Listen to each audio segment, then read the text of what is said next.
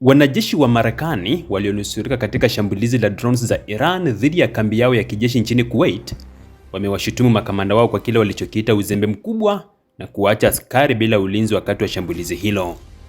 Kwa mujibu wa ripoti ya The Washington Post, shambulizi hilo lilitokea tarehe 1 Machi katika kituo cha Port Shuaiba, siku moja baada ya kuanza kwa vita kati ya Marekani na Iran.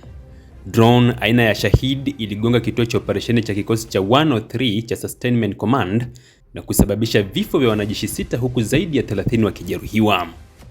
Ripoti hiyo inadai kuwa kulikuwa na taarifa za kijasusi zilizokuwa zimeonya mara kadhaa kwamba Port Shuaiba ilikuwa miongoni mwa maeneo yaliyokuwa yakilengwa na Iran, na ripoti hizo zilipendekeza askari wasipelekwe huko. Pia inadaiwa kuwa kambi hiyo haikuwa na mifumo ya kutosha ya kujilinda dhidi ya drones, haikuwa na kinga imara dhidi ya mashambulizi ya angani, na mfumo wa tahadhari haukuwa ukifanya kazi ipasavyo mwanzoni. Baadhi ya manusura wameeleza kuwa wakati drone iliposhambulia, kamanda mmoja alichukua vifaa vyake vya kujikinga na kukimbilia kwenye banka kupitia mlango wa dharura, akiwaacha askari wengine ndani ya kituo hicho.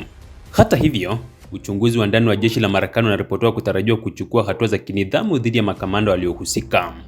Jeshi la Marekani limetetea maamuzi ya viongozi wake likisema kuwa kituo hicho kilikuwa na tabaka mbalimbali za ulinzi. Madai haya yanatokana na ripoti ya The Washington Post, na baadhi ya hitimisho na maelezo kuhusu sababu za tukio bado yanajadiliwa na yatathibitishwa rasmi kupitia matokeo ya uchunguzi wa mwisho.